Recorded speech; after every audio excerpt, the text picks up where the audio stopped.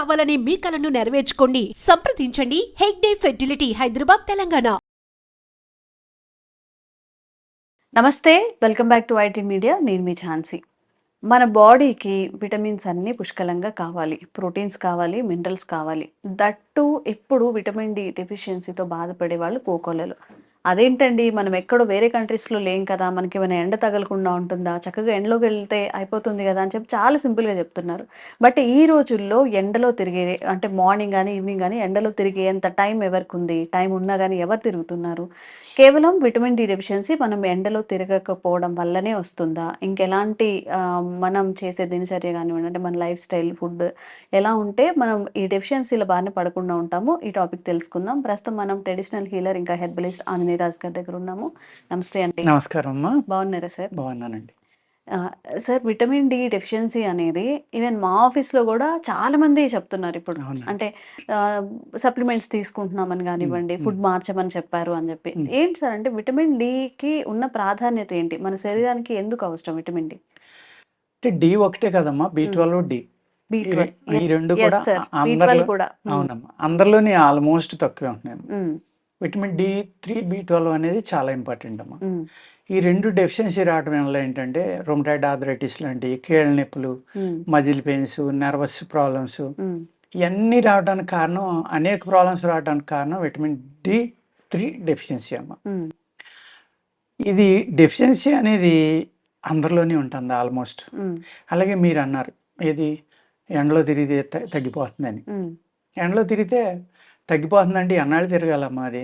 ఒక సంవత్సరం 2 ఏళ్ళు అంతే తప్ప నెల 15 రోజులు 20 రోజులు ఉంటే కనుక డి3 ఏమీ రీఫిల్ అయిపోదండి, కష్టం.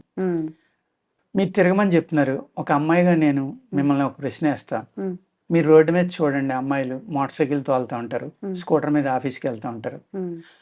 కళ్ళు తప్ప ఆ కంటికి కూడా కళ్ళజోడు పెడుతున్నారు, బాడీ ఎక్కడ ఎక్స్పోజ్ అవనట్ల సన్కి. ఎందుకంటే నల్లబడిపోతుంది. ఇక్కడి నుంచి గ్లౌజులు, ఇక్కడి నుంచి పైన డ్రెస్సు, మొహానికి ఒక కర్చీఫ్, కళ్ళజోడు, ఒక 1 ఇంచ్ కూడా ఎక్కడ ఎక్స్పోజ్ అవ్వకుండా వెళ్తున్నారమ్మ. దానివల్ల కూడా మరి డి3 ప్రాబ్లం అనేది వస్తుంది కదా. ఓకే. అంటే సూర్యరశ్మి అనేది బాడీ మీద పడకపోవడం వల్ల డి3 ఒకటే కాదమ్మా, అనేక వ్యాధులు రావడానికి అవకాశం ఉంటుంది. సూర్యశక్తి, సూర్యరశ్మి అనేది సూర్యశక్తి అంటాం మనం. ఆ సూర్యశక్తి అనేది మన బాడీ అబ్జర్వ్ చేసుకోవాలమ్మా. చేసుకోవాలంటే తెల్లవారుజామున లేకటం ఒకటి, నీలి కిరణాల్లో కూర్చోవడం, ఈవినింగ్ మళ్ళీ కూర్చోవడం, అంటే ఆరెంజ్ కలర్లో వచ్చి కిరణాల్లో కూర్చుంటేనే ఎక్కువ అబ్జర్వ్ చేసుకుంటున్నామా. ఇప్పుడేమో 9 దాటాక కూర్చోండి అని చెప్తున్నారు. మరి ఈ శాస్త్రంలో ఇలా ఉంది, ఆ శాస్త్రంలో అలా ఉంది, ఏంటనేది మళ్ళీ ప్రజలకి కన్ఫ్యూజన్. ఎవరు ఏం చెప్తారు ఏంటంటే పురాతనమైన శాస్త్రం కాబట్టి, యోగులు ఋషులు చెప్పారు కాబట్టి అది ఫాలో అయితే మంచిదని నేను చెప్పాను అనుకోండి, మీరు ఆయుర్వేదం వాళ్ళు కాబట్టి అలాగే చెప్తారని అనొచ్చు. అది మనం యాక్చువల్గా దాంట్లో కూర్చోవడం వల్ల ఫిలప్ అయ్యేది చాలా సంవత్సరాలు, నెలలో సంవత్సరాలు పట్టేస్తుంది. బెస్ట్ మనం సప్లిమెంట్ తీసుకోవడమే ఒక విధంగా చెప్పాలంటే. సార్, డి డెఫిషియన్సీ అంటేనే ఇప్పుడు ఎండలో మనం తిరగకపోవడం వల్ల డి డెఫిషియన్సీ వస్తుందా? అదే చెప్తున్నానమ్మా. మన ఆహారంలో మనకు కావాల్సిన మినరల్స్, ప్రోటీన్స్ అన్నీ ఉంటాయి. మనం తినే ఆకుకూరలు అవనివ్వండి, దుంపలు అవనివ్వండి, పళ్ళు అవనివ్వండి, పల్సెస్ అవనివ్వండి, లేకపోతే రైస్లో ఉన్న వెరైటీస్ అవనివ్వండి, ఇవన్నట్లో. ఎందుకు ఇంతమందికి మీ ఆఫీసులోనే ఎంతోమంది ఉన్నారంటున్నారు, ఆల్మోస్ట్ మోర్ దెన్ 90% పైన సప్లిమెంట్లు తింటున్నారు. ఈ అవస్థ ఎందుకు వచ్చింది అంటే, ఇప్పుడు మనం తినే ఆహారంలో ఏమీ లేవు కాబట్టి అమ్మ. ప్రోటీన్స్ అనేవి కానీ ఏమీ లేవు, ఏదో మనం ఉన్నాయని భ్రమపడుతున్నాం. ఎందుకు లేవు అంటే భూమిని మనం పూర్తిగా పాడు చేసాము. సాయిల్ అనే దాన్ని భయంకరమైన టాక్సిన్స్ వాడేసి, పురుగు మందులు అవనివ్వండి, ఎరువులు కానీ ఈ అన్నాటి రూపాల్లో మనం దారుణంగా వాడేయటం వల్ల, అలాగే 10-15 బస్తాలు పండే పంటని 40-50 బస్తాల్లోకి తీసుకుపోవడం వల్ల, ప్రొడక్షన్ పెంచేయటం వల్ల రకరకాలుగా వాడేసి ఆ భూమిలో సారం అనేది పూర్తిగా లాగేసాము. లాగేయటం వల్ల ఇవాళ భూమి అనేది నిర్వీర్యం అయిపోయింది. అయిపోవడం వల్ల ఏమవుతుందంటే, మనం తిన్న దాంట్లో ఇప్పుడు భూమి ఇలా అయ్యిందనేది ఒక న్యూట్రిషన్కి కానీ ఒక డైటీషియన్కి కానీ తెలియదమ్మా, ఫార్మర్కి తెలుస్తుంది. అందుకు ఏమవుతుందంటే వాళ్ళ శాస్త్రం, వాళ్ళు చదువుకున్న ప్రకారం బీట్రూట్ తినండి డి3 వస్తుంది, పాలకూర తినండి డి3 వస్తుంది, లేకపోతే ఆవు నెయ్యిలో డి3 ఉంటుంది. నేను కూడా చెప్తాను, కానీ అవన్నీ పని వర్కౌట్ అయ్యేవి కాదమ్మా. అలా వర్కౌట్ అవ్వాలంటే మీరు ఆర్గానిక్, స్వచ్ఛమైన ఆర్గానిక్ దొరికితే ఆ ఆర్గానిక్ ఆహారం తిన్న ఆవు పాలలోంచి, ఆ పెరుగులోంచి వచ్చిన నెయ్యి తింటే D3 డెఫిషియన్సీ తగ్గుతుంది. ఆ విధంగా పండించిన బీట్రూట్ డైలీ తినండి, డెఫినెట్గా మీకు ఉపయోగపడుతుంది. ఒక పాలకూర తినండి, డెఫినెట్గా ఉపయోగపడుతుంది. అదేవిధంగా ఈ బెర్రీస్ ఉంటాయి కదా, రకరకాల బెర్రీస్, అవి తినండి. ఆల్బకరా ఫ్రూట్ వస్తుంది, వర్షం పడితే ఎర్రగా ఉంటుంది, బాగా పుల్లగా ఉంటుంది, తీగగా కూడా ఉంటుంది తయారైతే. టొమాటో లాగా అటువంటివి తినండి. టమోటా బాగానే జ్ఞాపకం చేశారు మీరు. టమోటా తినండి, న్యాచురల్ గా పండింది, హైబ్రిడ్ కాకుండా దేశీ సీడ్స్ ఉంటాయి కదా. ఎక్కడ కనిపిస్తున్నాయి సార్ అన్ని హైబ్రిడ్ ఎప్పుడో చిన్నప్పుడు చూసాం అనిపిస్తుంది. టొమాటోలు కూడా మన ఇంట్లో కాసినవో లేకపోతే అప్పుడెప్పుడో, అన్ని హైబ్రిడ్. పుల్లగా ఉండి పుల్లంకాయ అని దాన్ని, ఇప్పుడు పుల్లంకాయ కాదు అది, అందులో పులుపు ఉండట్లేదు. ఇంకొక విషయం ఏంటంటేనమ్మా, ఈ హైబ్రిడ్ అనేది ఏం చేస్తుందంటే భూమిలో ఉన్న సారాన్ని పూర్తిగా తీసుకుని దాని యొక్క ఫ్రూట్స్ కానీ సీడింగ్ కానీ డెవలప్ చేసుకుంటున్నాము. అది చనిపోతే రూట్ తోటి సహా చనిపోదు. కానీ మన దేశీ విత్తనం కానీ, మన న్యాచురల్గా పెరిగే పొలం పక్కన, గట్లు పక్కన, రోడ్డు పక్కన పెరిగే గడ్డి కానీ, ఇంకోటి కానీ, ఇవన్నీ కూడా మళ్ళీ ఎవరైనా విత్తనం వేస్తున్నారమ్మా. ఎందుకు పడి మళ్ళీ వచ్చేస్తున్నాయి, వర్షం పడగానే వస్తూ ఉంటాయి. ఎలా వస్తున్నాయి? అవి ఏం చేస్తాయంటే దాని వయసు అయిపోయాక అది చనిపోయే ముందర ఈ ప్లాంట్లో ఉన్న స్ట్రెంగ్త్ అంతా రూట్కి ఇచ్చేసి రూట్లో ప్రిజర్వ్ చేసుకుని పై ప్లాంట్ని చంపేస్తున్నాయి. మళ్ళీ వాటర్ పడిన తర్వాత, భూమి మెత్తపడిన తర్వాత మళ్ళీ రూట్లో ఉన్నది పెంచి బయటకు వస్తుంది. ఆ మెకానిజం అనేది హైబ్రిడ్లో లేదు. అప్పుడు ఏమవుతుంది, ఆ భూముల్ని పూర్తిగా పాడు చేసాం కాబట్టి అది ఇచ్చే ఫలితంలో కూడా, ఆ పంటలో కూడా, ఆ ఫ్రూట్లో కానీ, ఆ సీడ్లో కానీ, ఆ కూరగాయలో కానీ ఏమీ లేవమ్మా. లేవు కాబట్టి వాళ్ళందరికీ కూడా డెఫిషియన్సీ వస్తారు. అందుకు మళ్ళీ మనం భూమిని కాపాడుకోవడం, లేకపోతే న్యాచురల్గా పండించుకోవడం చేస్తే కనుక ఈ డెఫిషియన్సీలు అనేది ముందు తరాలకి ఎట్టి పరిస్థితుల్లో రాకుండా మనం కాపాడుకోవచ్చమ్మా.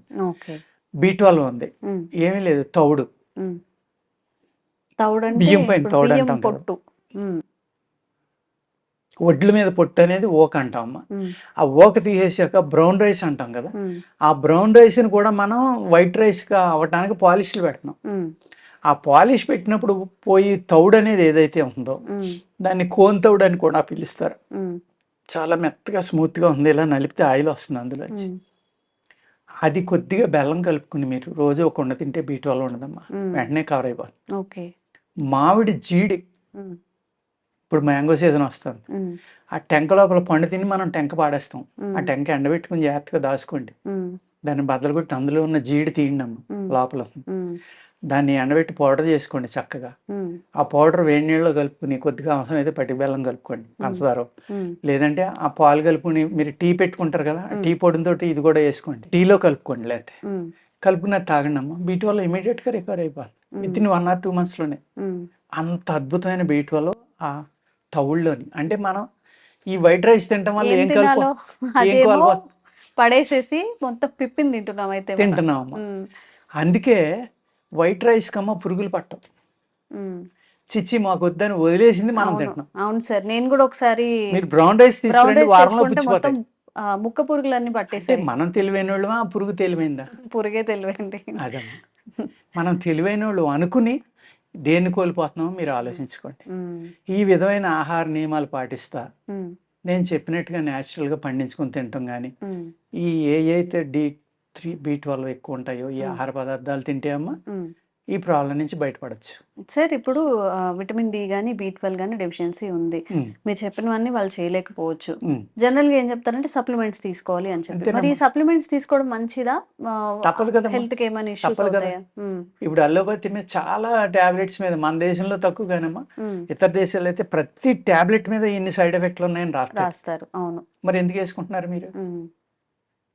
ఇప్పుడు ఆయుర్వేదం సజెస్ట్ చేస్తుందా అట్లా సప్లిమెంట్స్ తీసుకోవడం? అందరూ నమ్మరు కదా. మన ఆయుర్వేదంలో ఏమైనా ఉన్నాయా అట్లా సప్లిమెంట్స్? ఇప్పుడు ఇవి మన ఆయుర్వేదంలో లేవమ్మా సప్లిమెంట్స్. అంటే నేను చెప్పినయే వాడుకోవాలి, ఆహార అలవాట్లు మార్చుకోవాలి. జీవనశైలి న్యాచురల్ గా పండించుకున్న బీట్రూట్, న్యాచురల్ గా పండించుకున్న ఏదో బ్లూబెర్రీ అనో, స్ట్రాబెర్రీ అనో, ఇంకో బెర్రీ, రాస్బెర్రీ, బోల్డ్ రకాలు వచ్చినాయి కదా, ఇలాంటివి మనం పండించుకోలేకపోతే ఎక్కడైనా మన చుట్టుపక్కల పండితే తెచ్చుకోవాలి. మనకి న్యాచురల్ గా పండి గూస్బెర్రీ అంటాం, ఆమ్ల, ఉసిరికాయ, అవి తినొచ్చు. ఇలాగా చాలా రకాలు ఉన్నాయమ్మా, అవి తినం మనం.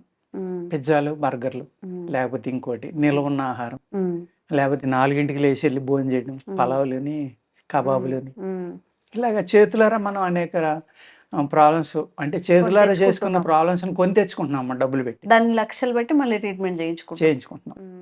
ఓకే, ఆ లక్షలు పెట్టి కనుక మీరు ఎక్కడో మంచి ఆహారం పండించుకుని లేకపోతే పండించేవాడికి సపోర్ట్ చేసి మంచి ఆహారం తెచ్చుకుని మనం తిన్నాం అనుకోండి, మనం అనేక వ్యాధుల నుంచి దూరంగా ఉండొచ్చు, ఆనందంగా ఉండొచ్చు, హ్యాపీగా ఉండొచ్చు. అదండి, డెఫిషియన్సీస్ వచ్చినప్పుడు మనం పరిగెడుతూ ఉంటాం, సప్లిమెంట్స్ తీసుకుంటూ ఉంటాం. ముందు నుంచే జాగ్రత్త. మన ఫుడ్లో అసలు మనం ప్రోటీన్ ఫుడ్ తింటున్నామా లేదా? సార్ చెప్పినట్టు 4 బిర్యానీస్ అని తింటున్నాం, పిజ్జాలు, బర్గర్లు. హైదరాబాద్లో ఉన్నామంటే ఇంకా బిర్యానీ తప్ప మనకి ఇంకో ఫుడ్డే తెలియదు.